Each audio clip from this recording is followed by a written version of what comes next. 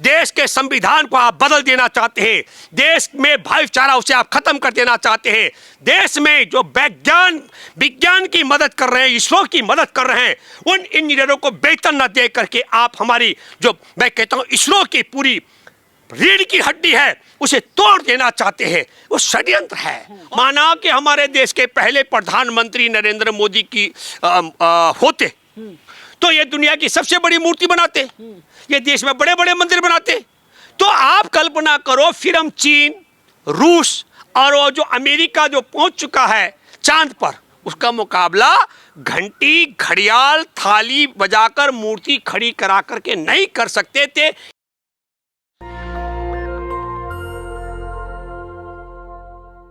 चंद्रयान 3 तो चंद्रमा पर पहुंच गया, लेकिन बड़ा सवाल यही है, सबसे बड़ा योगदान किसका है? वैज्ञानिकों का है, मोदी जी का है, या हमारे देश के तमाम पंडितों का है जो पूजा पाठ करने का काम करते हैं? मेरे साथ हैं भूपेंद्र रावत। रावत जी, जिम्मेदार किसको मानते हैं, कौन जिम्मेदार है? क्योंकि बिना पूजा पाठ कुछ संभव नहीं था। नहीं, देखिए आप, फिर मैं ये कहूँगा कि ये अंधविश्वास फैलाने की बात बिल्कुल मत कीजिए। ये बहुत बड़ा, मैं फिर कहना चाहता हूँ, मैं बधाई देना चाहता हूँ इसरो के उन वैज्ञानिकों को जिन्होंने चंद्रयान 3 का, चंद्रयान 2 भी जब छोड़ा गया था तब तो वहाँ स्वयं साक्षात मोदी खड़े थे, आपको मालूम होगा। आपको ये भी मालूम होगा तब भी पूजा और पाठ हुई थी। तो फिर अगर पूजा पाठ तब हुई थी तो उसमें क्या खोट और कमी रह गई थी? पंडों वाली बात होती है कि साहब थोड़ा गड़बड़ रह गई होगी। क्या मुझे बताए कि चंद्रयान 2 के समय भारत के मंदिरों में पूजा नहीं हुई थी क्या? तो फिर भगवान क्यों रुष्ट हो गए, आप बताइए। आप ये जो सवाल खड़े करते, मैं बधाई देना चाहता हूं कि हमारे देश के अंदर इस बात को फिर मैं कहना चाहता हूं, ये बहुत योजना है, षड्यंत्र है। भारत को वैज्ञानिक युग में मूर्ति काल की तरफ ले जाने का षड्यंत्र है। ये सरकार का योगदान क्या है? उसके पास यह है कि देखिए, मैं आपको बताना चाहता हूं, ना तो ये देश में दुनिया में सबसे बड़ी मूर्ति स्थापित करने के बाद चंद्रयान 3 बहुत सफलता अर्जित कर पाया, न हमारे देश के अंदर जो नफरत फैलाई जा रही है, इंसान से इंसान को लड़ाने का षड्यंत्र किया जा रहा है, उससे भी बिल्कुल नहीं है। ये हिंदू मुसलमान से भी नहीं है। ये आदिवासी और गैर आदिवासी को लड़ाने का, वो मणिपुर का मैं जिक्र कर रहा हूँ, वो भी नहीं है। ये महिलाओं को नग्न करके परेड करने के बाद भी नहीं है। और ये ताली और थाली बजाने से भी नहीं है, घंटी घड़ियाल बजाने से नहीं हुआ। और ये मंदिर में पूजा करने का मामला नहीं है। ये वैज्ञानिकों का श्रेय है। और हाँ, इसमें सबसे बड़ी पूजा आहुति अगर किसी ने दी है तो HEL के उन 2900 इंजीनियर कर्मचारियों की जो पिछले 18 महीने से बगैर वेतन के, अरे हम तो कह रहे हैं कि ये बहुत बड़ी, अगर ऊपर वाले होते, इस तरीके का मामला होता, भगवान का होता, तो शायद बहुत बड़ी असफलता जाती। क्योंकि वह 1800 परिवार, 2900 परिवार 18 महीने से उनके पिता या माँ जब जाती है घर बगैर वेतन के, तो आप कल्पना कीजिए लोग मासिक वेतन लेकर जाते हैं। सवाल है, लेकिन सवाल ये भी है साहब कि जब चंद्रयान 3 जैसे ही लैंड किया तो मेरे जैसे करोड़ों देशवासियों का जो सीना है वो गर्व से चौड़ा हो गया। लेकिन इसी देश में कहा जाता है कि बिना भगवान की मर्जी के पत्ता तक नहीं हिलता। तो जाहिर सी बात, भगवान की मर्जी थी तभी चंद्रयान वहां पर लैंड कर पाया चंद्रमा पे। देखिए, मैं नवीन जी आपको एक बात बताना चाहता हूँ, मैं भी आस्तिक व्यक्ति हूँ। मैं ये मानता हूँ कि दुनिया में अलग अलग नस्ल के लोग हैं, लेकिन सबके नाक, सबकी आंख और सबके कान एक जगह है। अगर किसी का अपवाद में ये कहीं इधर उधर है, वह कुछ किसी और कारण से होता है। पक्षी आप देखिए, गौरैया से लेकर के, और मैं आपको बात मोर तक का बात करूंगा, सबका रंग रूप अलग हो सकता है, लेकिन सबके पंख, पैर, चोंच, आंख एक जगह है। आप कल्पना कीजिए, दुनिया भर में सैकड़ों नस्ल के कुत्ते हैं, पर सबके मुंह, कान, पूंछ, पैर एक जगह हैं। मैं ये मानता हूं इस सृष्टि में वह शक्ति तो है कि आप एक बीज डालेंगे और आप हरा खा लेंगे तो खट्टा हो जाएगा, पकने देंगे तो मीठा हो जाएगा। मैं आम का जिक्र कर रहा हूं। तो जो इस सृष्टि को चला रहा है वो एक है और अदृश्य है। उसको दुनिया नहीं मान रही है। दुनिया उसको मान रही है जिसको पंडों ने भगवान बनाया। इस खेल को समझना पड़ेगा। जो सृष्टि को बनाया, जिसने हमको, आपको, इस धरती को, पेड़ पौधा, हवा, जीव जंतु, हर नस्ल को बनाया, और जो एक बीज हम धरती पर डालते फसल पैदा करता है, उसकी बजाय जिनको पंडों ने बनाया कि ये भगवान हो गया, ये परमात्मा हो गया, वो बिल्कुल नहीं है। वो सब मैं आपको बताता हूँ, आपके माध्यम से बेबाकी से, मस्जिद में नमाज अदा करने जाते हैं मुस्लिम भाई, कभी खुदा ने नहीं कहा कि बिना चढ़ावे के मैं तुम्हारे नमाज कबूल नहीं करूंगा, और कभी किसी मौलवी ने नहीं कहा कि भैया यहाँ कुछ चढ़ावा दे। लेकिन मंदिर में आप जाएंगे तो वहाँ चढ़ावा भी चाहिए। मैं आपके माध्यम से बेबाकी से कहूँगा, जितने ज़्यादा धार्मिक आयोजन होंगे उतना ज़्यादा व्यापारियों का सामान बिकेगा और उतना ज़्यादा मंदिरों में पंडों की तिजोरियाँ भरेंगी, क्योंकि चढ़ावा जाएगा। तो व्यापारी और पंडा दोनों का गठजोड़ है। जितना किसको आप धार्मिक में तब्दील करेंगे उतना उनका धंधा दोनों का पुरजोर ढंग से चलता ही चलता है। और देश धर्म के नाम पर व्यापारियों को और पंडों का जेब भरने का सबसे बड़ा जरिया बन चुका है। आप जाइए, आप गुरुद्वारे में जाएंगे, वहाँ कभी नहीं कहते गुरु नानक साहब ने कहा कुछ चढ़ाओ।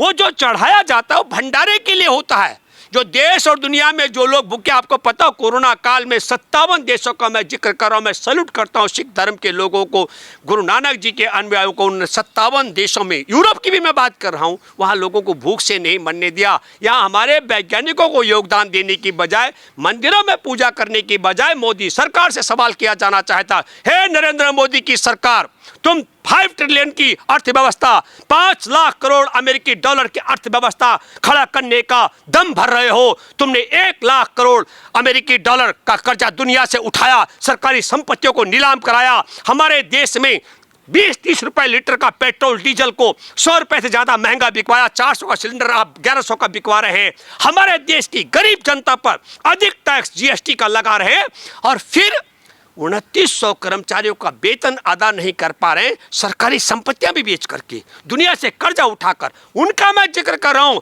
जिनका बहुत बड़ा योगदान रहा। नवीन जी, चंद्रयान 3 के निर्माण में मैं HCL के इंजीनियर और कर्मचारियों की बात लेकिन सवाल यही है ना साहब, यही तो राम राज्य है, यही राम राज्य है, और राम राज्य में अमृतकाल में सब कुछ संभव है। नहीं, आप पहले सुनिए। कुर्सी पर बैठा नरेंद्र मोदी, किसने कहा ये राम है?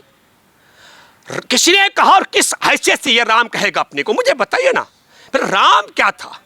राम ने अपने साथ बंदर, भालू और गिद्ध को रखा, आप समझ लो। और गिद्ध कौन होता है? गिद्ध तो मांसाहारी होता है। गिद्ध तो गाय को भी खाता है, भैंस को भी खाता है, जो उसको पशु मिलता है उसको खाता है, हर मांस को खाने वाला गिद्ध को भी साथ रखा। और तुम नालायक इंसान से इंसान को लड़ा रहे हो। आपने देखा, मैं आपको बताना चाहता हूं कि मणिपुर के 6 जिलों की 66,000 हेक्टेयर जमीन जो कुकी समुदाय के पास है, जंगल की, उस जमीन को छिनवाने के लिए मेइतेई को 5,000 ज्यादा हथियार, लाइट मशीन गन, 6 लाख ज्यादा गोलियां इनकी भाजपा सरकार ने सौंप दिया, क्योंकि अदानी का वहां आदेश हो गया। जिसके ये प्यांदे हैं, जिसका मैं आपको कई बार कहता हूं कि ये जमूरा है किसका, तो जिनका ये जमूरा है उनमें से एक अदानी भी है। अदानी ने कह दिया, चाहे आरएसएस के गुंडे, चाहे भाजपा की सरकार, चाहे पुलिस और चाहे सेना, वो 6 जिलों की 66,000 हेक्टेयर जमीन को खाली कराओ, वहां मुझे पाम की खेती करनी है। और लड़ाई किसको जा रहा है? आदिवासियों के साथ में गैर आदिवासियों को। आप समझ लीजिएगा, उससे ध्यान भटकाने के लिए सुप्रीम कोर्ट अगर सख्ताई लेता है तो आप नुह में मुसलमान और गैर मुसलमान में फिर सैल्यूट करता हूं। उन तमाम किसान नेताओं का भी 26 तारीख को बड़ी ऐतिहासिक पंचायत हो रही है। मैं अपील करता हूं देश में, खासकर एनसीआर के तमाम किसानों से मैं अपील करता हूं, हिंदू, मुसलमान, सिख, ईसाई, बौद्ध, जैन, पारसी तमाम पहुंचे उस पंचायत में, जिसमें ऐलान हो रहा है संघी परिवार का ये जो नफरत है उसको मिटाने के लिए एक बड़ी पंचायत की जा रही है हरियाणा में। मैं सैल्यूट करता हूं, मैं सैल्यूट करता हूं उन जाट नेताओं को, गुर्जर नेताओं को, राजपूत नेताओं को, यादव नेताओं को, जिन्होंने कहा हम संघ के कुचक्र में नहीं है। और मैं आपके माध्यम से बता देना चाहता हूं, मेरे पास सबूत है, मैं आपको दिखाता हूं। नवीन जी, मैं आपके माध्यम से मैं पढ़ के सुना सकता हूं। सरकार ने मारुति सुजुकी इंडिया लिमिटेड बेच दी, तो भारत एल्युमिनियम कंपनी लिमिटेड बेच दी, BSNL बेच दिया, CMC limited, Hindustan zinc limited, Indian petrol chemicals limited, अपना Jessop and company limited, Lagan jute machinery company limited, modern food industry limited, Paradeep phosphates limited, और ये इसके अलावा मैं उनका जिक्र कर रहा हूं जहां से SC और ST का आरक्षण खत्म कर दिया। आप इस तरीके से 23 कंपनियां और हैं। मैं इसका आपको एक दिखाता हूं। इन 23 कंपनियों का मैं जिक्र कर रहा हूं, इनसे एससी और एसटी का आरक्षण भी खत्म कर दिया गया है। तो आप समझ लो कि देश से आप आरक्षण खत्म कर रहे हैं, देश के संविधान को आप बदल देना चाहते हैं, देश में भाईचारा उसे आप खत्म कर देना चाहते हैं, देश में जो विज्ञान की मदद कर रहे हैं, इसरो की मदद कर रहे हैं, उन इंजीनियरों को वेतन न दे करके आप हमारी जो मैं कहता हूं इसरो की पूरी रीढ़ की हड्डी है उसे तोड़ देना चाहते हैं। वो षड्यंत्र है। और हमारे देश में आपको बताता हूं 12 लाख से ज्यादा भारत के धनवान लोग भारत छोड़ करके भाग चुके हैं। और फिर मैं कहना चाहता हूं एक बात हमारे देशवासियों को पूछना, एक तरफ हमारे देश में मात्र नवीन जी 166 लोग हैं जिनके पास भारत की आधी आबादी ज्यादा धन चला गया।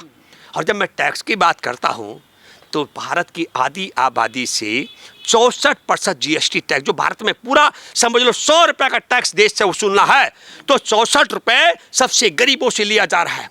40% जो थोड़ा मध्यम वर्गीय हैं उनसे 43% लिया जा रहा है। जी एक बात बताइए कि जब कल चंद्रयान लैंड किया है 6 बजे के आसपास, तो देखा गया कि टीवी पर इसरो से ज़्यादा इसरो जो वैज्ञानिक थे खुशियां मना रहे थे, पूरा देश जश्न मना रहा था। उस वक्त नरेंद्र मोदी को ज़्यादा देर तक टीवी पर दिखाया गया। देखिए, जिन टेलीविजन का आप जिक्र करते हैं वो वही टेलीविजन है जिनको कुछ लोग गोदी मीडिया कहते हैं, कुछ लोग मोदी मीडिया कहते हैं। वही टेलीविजन चैनल है जिन्होंने कहा था कि 2000 के नोट पे चिप लगी हुई है।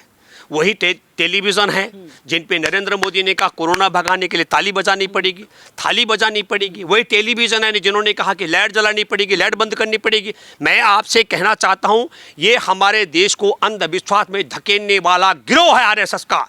आप मुझे बताइए, संघ का मोहन भागवत, नरेंद्र मोदी, अमित शाह, कोई भी मैं चर्चा करने तैयार हूँ। एक व्यक्ति इनमें से बता दे कि ताली और थाली बजाने से या लाइट जलाने से कोरोना कैसे भाग जाएगा। बिल्कुल, अपने आप में बहुत बड़ा सवाल यही है।